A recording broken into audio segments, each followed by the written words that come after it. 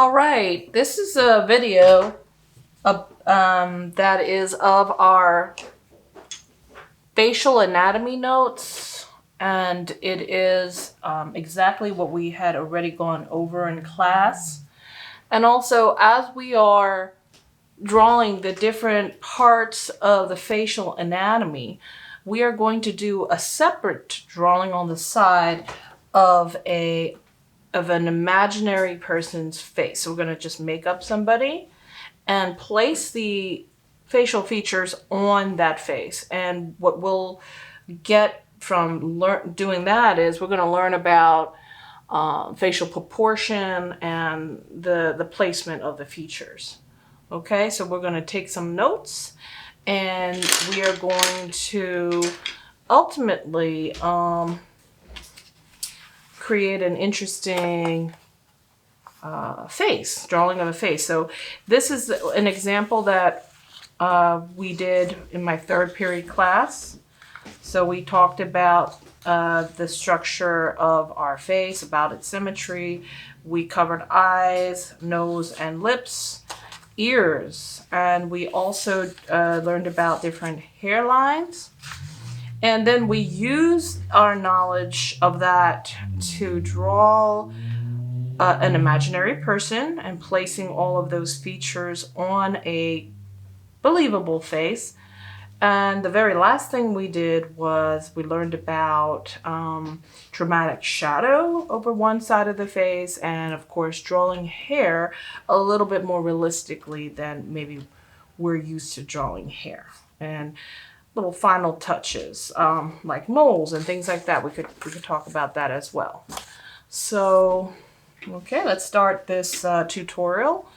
And this is going to be called the human face.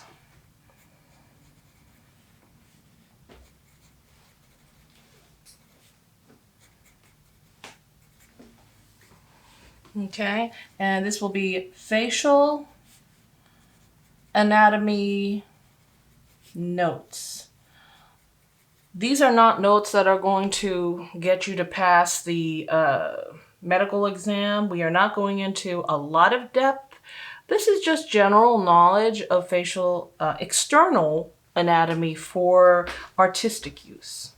Okay, and this is for the purpose of our video. You could put, if you are a student, please put your period class number and place your name on your notes. Please always write your name and your period class number. So the human face exhibits bilateral symmetry. So let's write that down. The human face exhibits bilateral symmetry.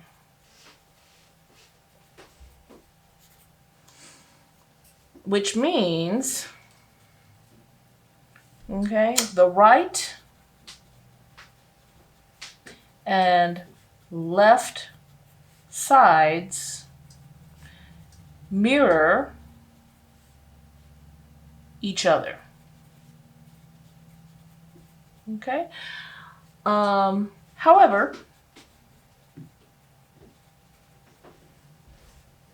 they are not perfectly matched.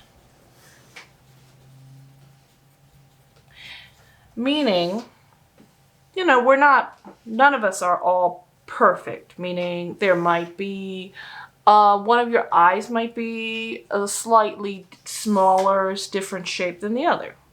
Your eyebrows may grow in a little bit different way on your left. There's very, very, very small differences. I mean, nothing too dramatic, but that's just a part of being, a natural creature, So we're not, objects. We're organic beings. So, it's amazing how perfect the human body is, but then it's also, if you look very closely, there's also differences from the left and the right sides. So I want to just show an example of bilateral symmetry. So the easiest thing that you can do is you can draw a heart. Okay, so this is an assignment. I'm doing a video tutorial on the notes we took in class.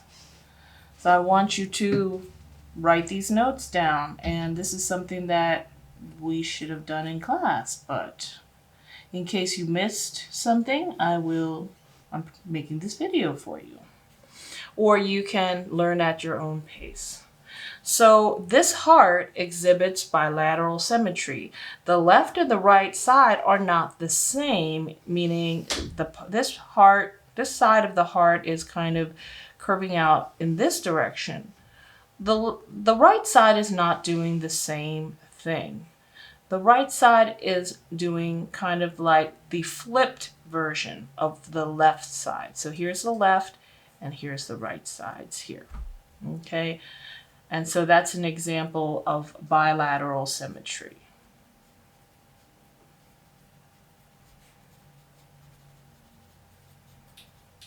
Okay.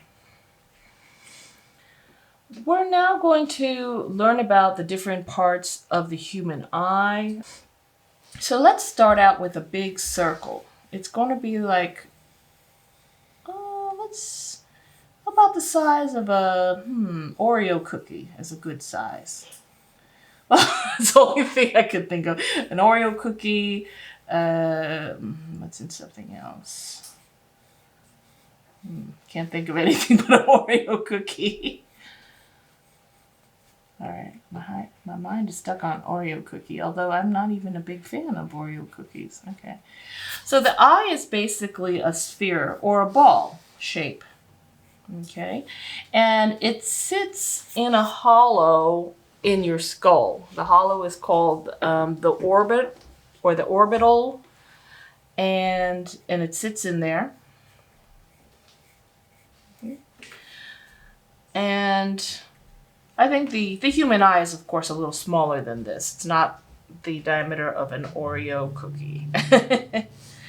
So let's draw another circle inside the middle of this circle. And the circle should be the diameter of that's the length all the way across the circle. That's called the diameter, is about a third of the overall diameter of the big circle. A third of that measurement, okay? It could be a little bit bigger, like that. So what we're drawing right now is we've drawn the iris. That's the colored portion of the eye. So let's go ahead and draw another circle in the center about the same ratio, about a third of the diameter of the second circle. That's going to be the eye opening, or the window of the eye called the pupil. And that's where you can perceive, it's through that opening or aperture. Aperture is another word for opening, that you can perceive reflected light that bounces off of objects. And that's basically how the eye sees. The eye sees light that basically bounces off objects and then comes into your own eye. To make the eye look shiny or wet, you could put a highlight on there later, but I like to put it in now so that it's kind of nice and white and bright. So right here in the corner of the eye of the pupil, I like to either draw a circle or a little square. It's up to you. I'm going to draw a little square, and what that could be is like a reflection of a window that's in the room. Okay, and the light coming from a window inside the room. And then I'm going to fill in the rest of the pupil. That's the circle in the middle. I'm going to fill that in really, really, really dark. So you can use a 6B pencil, an 8B pencil, whatever you want to use that's really, really dark, and make sure that all your pencils are nice and sharpened. Like how I sharpened all my pencils here. They're all ready to go. All my supplies are on the side here with all my erasers, all my different types of erasers. All those types of things are ready to go. All right, Now I'm going to take an HB pencil or even an H pencil, something medium hard to kind of like in the beginnings of the H pencil range, something that'll leave a lighter mark, and just try to clean up the edge of my iris here. That's the colored part of the eye. Okay, and the iris, I want the iris, well, before we color in the iris, let's put the eyelids over the eye. Most of the human eyeball is covered by your skin, or it's backed up into your orbital, so you don't see the whole sphere of the eyeball.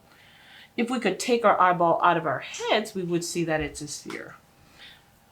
When I draw the upper eyelid, I like to cut off the top of my iris there because I'm going to explain that to you in a second why I do that. And I also draw another curved line, but going in the opposite direction, and cut off the bottom of my iris too, like the bottom curve. Why do I do that?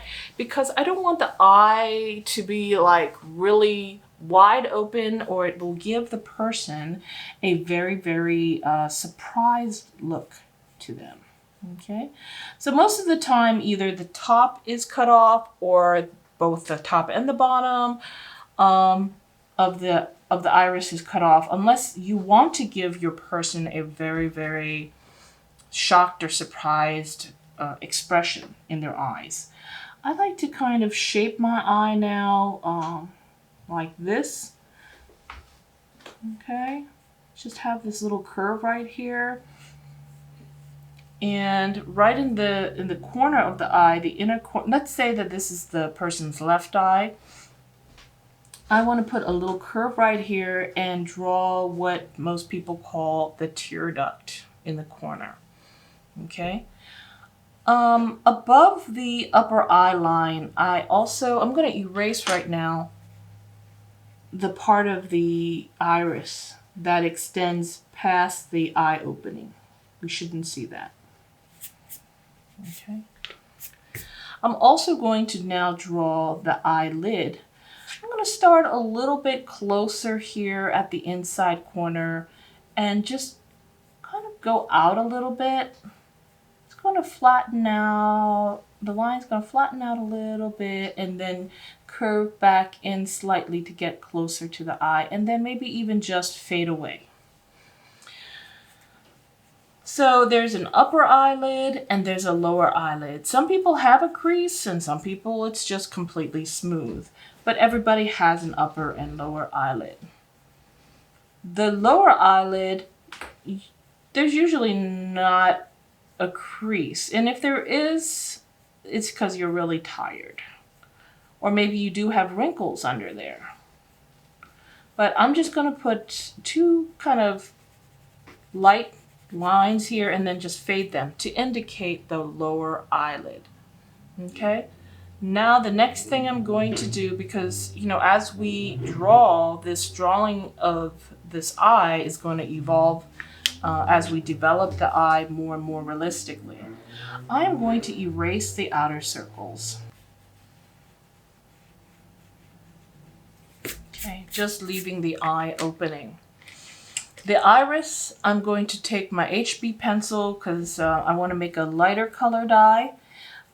Or you could start out lighter and you can always darken it, but you can't always get lighter if you fill this iris color in too dark. You'd have to erase, and sometimes that can look a little messy. I'm going to fill it in with a little bit of gray value. That's going to represent a blue eye or a green eye. And if I wanted to go and make a brown eye, the majority of human beings do have a brown eyes. They have brown eyes. There's no such thing as black eyes. It's just brown eyes, darker or lighter brown eyes. Then just put more layers of gray over it. Okay. I'm also going to put a little bit of shading on the corner of the white of the eye. The white of the eye is called your sclera, and just going to put some of some gray values on the top as well to represent the shadow from the eyelid.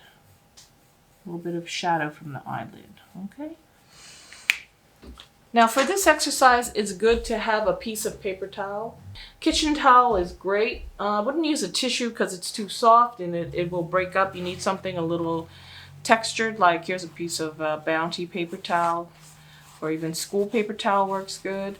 And you can see how I'm folding it into a quarter, and then I'm just kind of rolling the paper into a cone so that one corner becomes like the tip of the cone. And I'm going to use that as like a blender for larger areas like skin. This is a good tool to have. This is called a paper stump or a blender. Some people call it a tortillon and a tortillon. And it is basically a blending stick, and maybe double-sided. It might just have one point, and it's just used to, you know, the points help you to get right in there and to blend your values and make it look nice and smooth so that the skin looks like it's smooth and doesn't have a rough texture. Okay, and like the eyeball, you know that the eyeball is a perfectly kind of smooth body part. So you just want to make sure that the shading on that looks smooth. You can always lighten the eyeball up if you made it too dark. Right now it looks like a kind of grayish eyeball. So I also have a little pencil cap eraser. These little pencil caps, which are real cheap, are very handy in art class. I am going to use now another type of eraser. I wanted to introduce this to you if you don't already know. This is called a kneaded eraser. And this one comes in a little case so that it doesn't get, you know, dirty. Because once it gets too dirty, it becomes, like, I'm talking really, really dirty. Like if it gets too much pencil lead in it, it will get hard and it'll just, you know, become useless. So, but that takes a long time for you to, you know, use this eraser and have it get to a point where it's no longer any good. So I'm just going to cut off a little piece and I'm going to shape it into like a little cone so it could get in here. And what I like to do with this is I like to just kind of lift. The eraser will literally lift pencil lead off. If you just like press it up against the paper and you stick it on and you press it and you lift it up, it will actually lift the pencil or the graphite away. Now what I'm going to do, now my eyeballs are not so dark, I'm going to go in and put in those little lines that radiate from the pupil.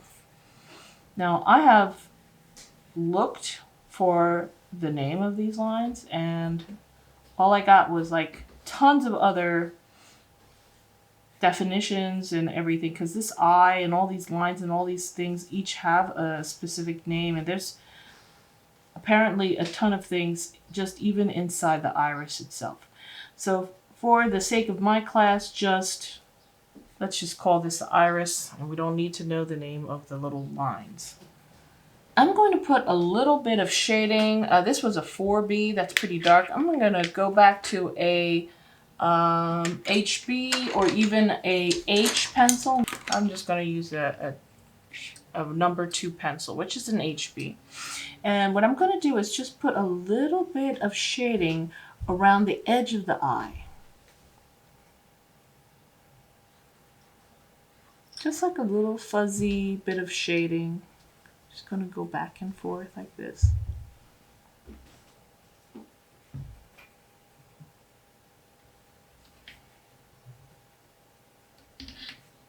And at the top, maybe make it a little darker because there's that shadow from the eyelid.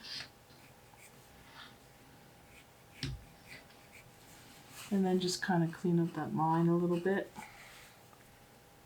Okay.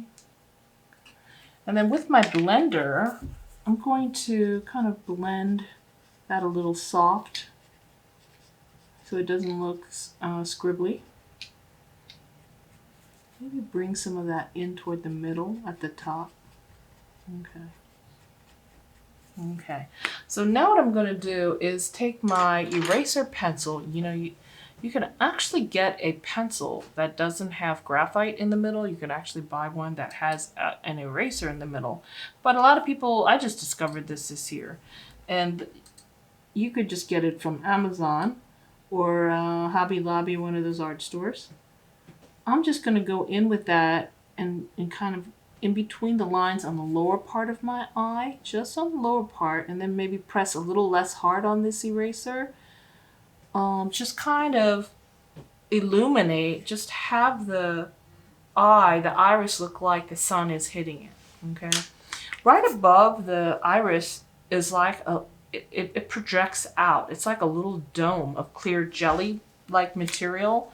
And then when you put on your eye, you know, your contacts, that contact sits right over that little dome. Like that little dome is basically like, here's your eyeball, and then it just slightly protrudes out like that. So I'm just kind of showing how that would pick up the light. And inside the iris, sometimes there's all kinds of things floating in there. You can have like a little wavy line that looks almost like a little vein. You know, just, I don't want to say junk floating in there, but there's other like little formations that I was reading about. And some of these things actually indicate, the presence of some of these things actually indicate whether you're actually healthy or not. So that, I found that was kind of interesting. I'm putting a little bit of fuzzy gray value just around the pupil too, to add a little bit more depth. Okay, and I'm just going to put a little bit of shading at the top of the white part. I think I removed too much shading. Okay. The tear duct is pink, so it should appear to be a darker overall color. And then just go in and just hit it with a little highlight on one side. Okay? Put a little bit of shading there too, just to get rid of that line on the edge. So you're going to have to go back and forth a little bit sometimes when you shade. All right. Now this looks like, it's starting to look a little bit more three-dimensional.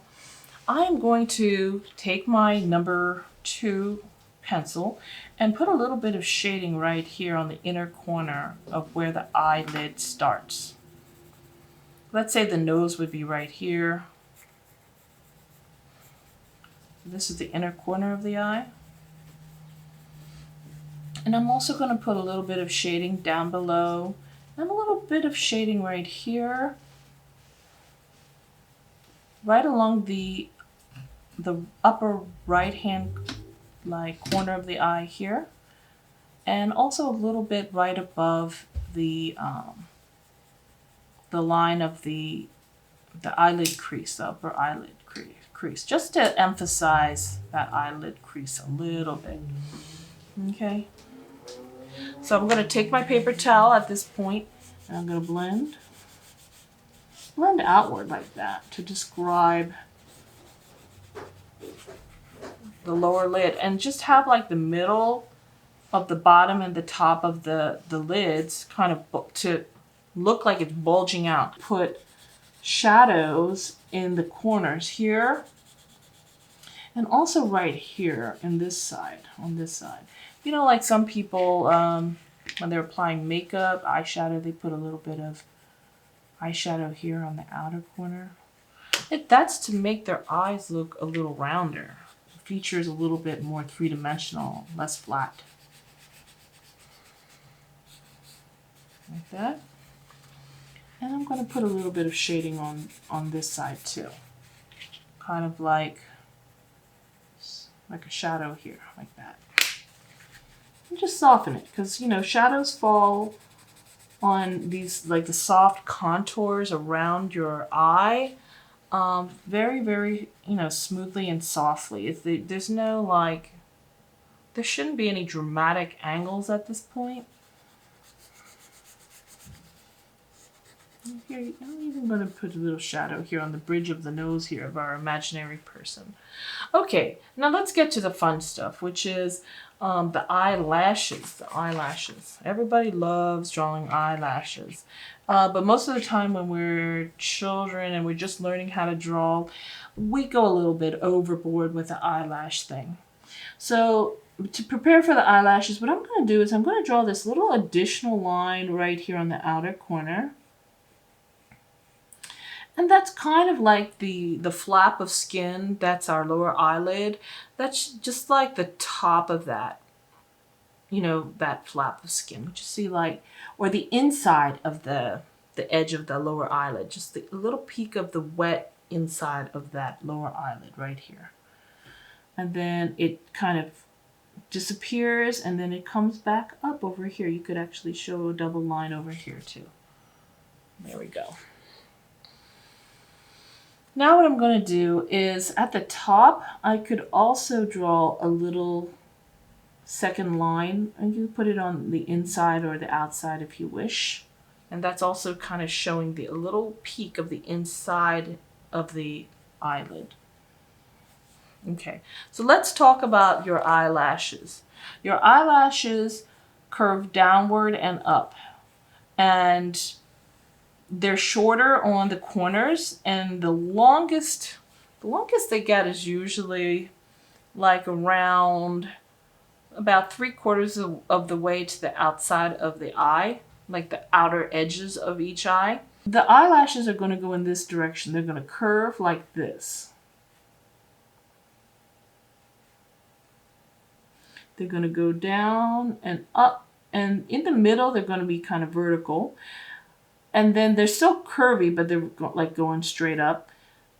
And then as we go to the outer corner, they're going to curve this direction.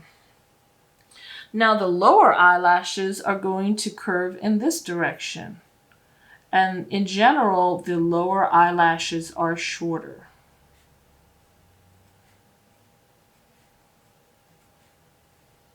Like that.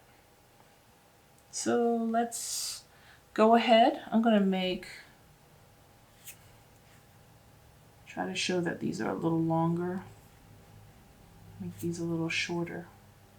Okay, so that's just the direction of the growth of my eyelashes. I'm not going to, you know, those are not my eyelashes. You should draw your eyelashes right on the line for the inside of your eye, eye. Or you could start drawing your eyelashes just a little above that, okay, but not too far from the opening of your eye. So what I'm going to do, I'm going to start drawing these little eyelashes, okay, on the inside corner, and I'm going to go down and up and down and up and curve. As I go toward about 3/4 of the way, I'm going to start to curve my lines in the opposite direction, just like my diagram over here. And then my eyelashes are going to get smaller. Same thing here.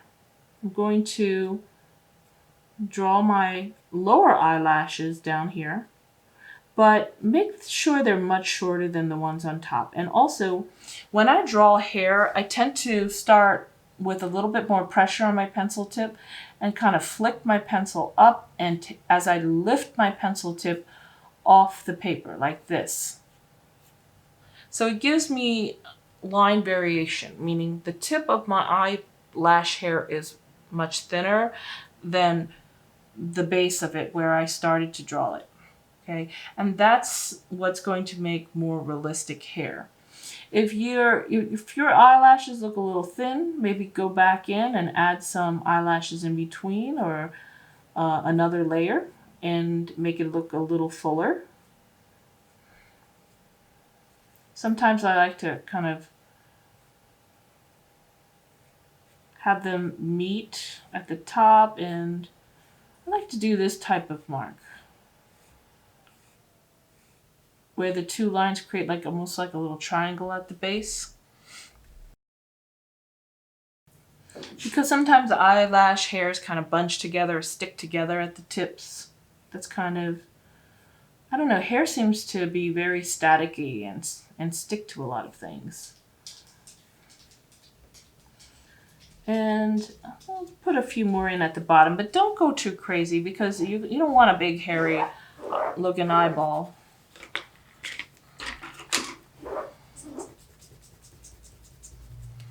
Okay, so that is our eye. And now we are going to label the components of the eye. We're going to label, draw a line from the white of the eye and label that sclera. The colored portion of the eye is called the iris. And of course, the black portion or the window of the eye is called the pupil. A tear duct.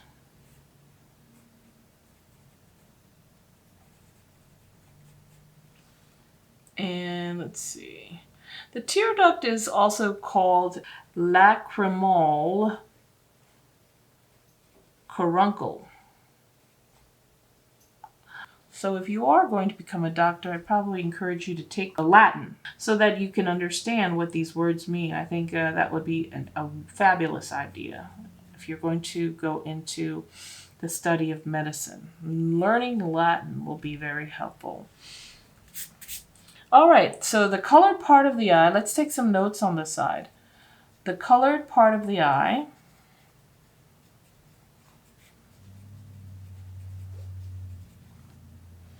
can be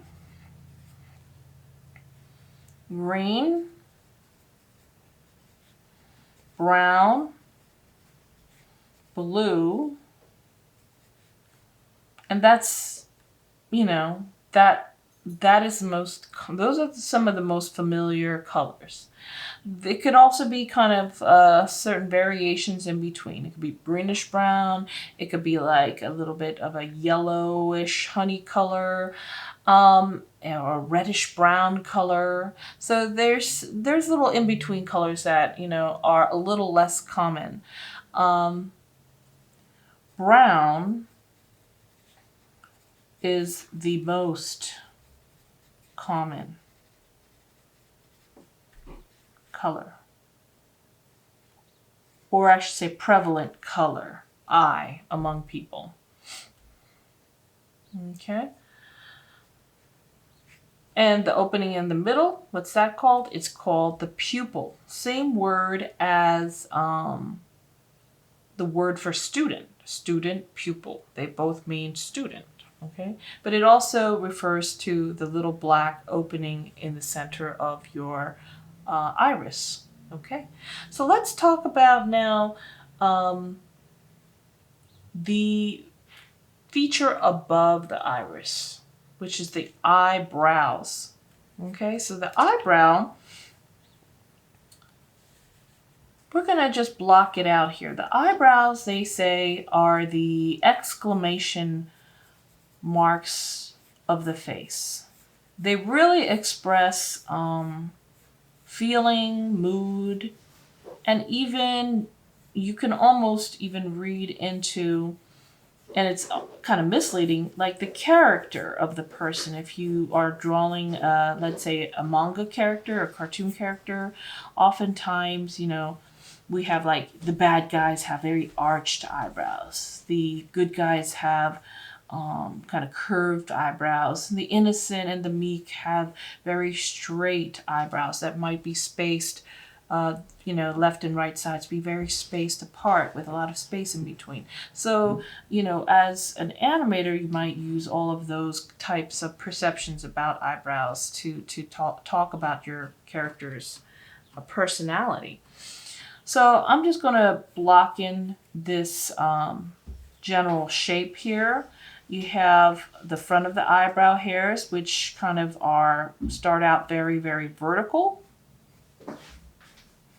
And then as we go toward the halfway point, you start laying those eyebrow hairs more horizontally. You can make them a little longer too. As we get to the tip of the eyebrow on the opposite side, that's called the tail. Start to curve those eyebrow hairs downward, point them downward. After you do that, you could take your pencil, and I'm using an HB, a 2H would be good too. I'm going to draw from the very top and also draw some eyebrow hairs from the top, angling downward like that at the tail of the eyebrow. So this is the marks. These are the marks and the directions of the eyebrow that I just drew.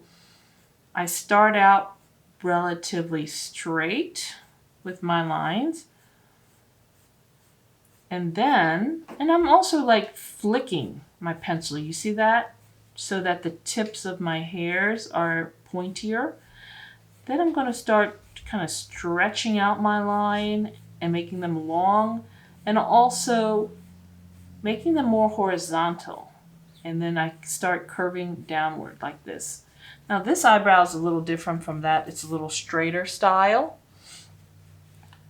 Then I'm going to come over here about a third of the way from the back, from the very tip of the eyebrow, about a third of the way over, and start drawing some eyebrow hairs from the top, creating almost like this V shape or this herringbone shape at the end. So I recommend having a mirror handy, the mirror that you're supposed to have for your self-portrait soon anyway, and look at your eyebrows and the way that your eyebrow hairs grow. They grow in a certain direction, and it's very kind of similar from person to person.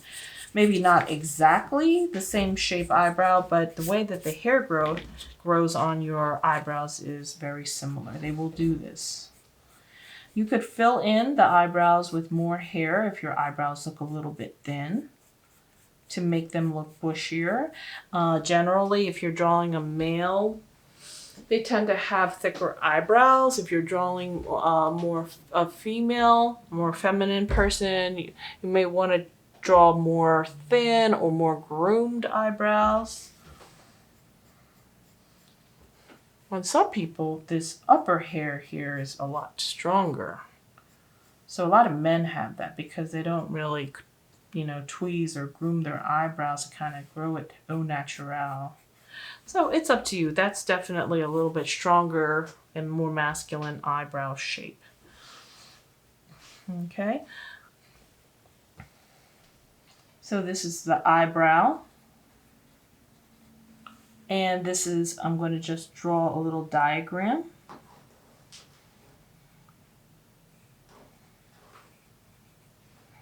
And this is kind of like the way that the eyebrow hairs will go. And then we have the hairs, the lines that go down like that. Okay. And this is the eyebrow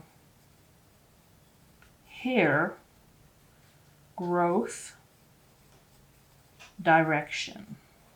Okay.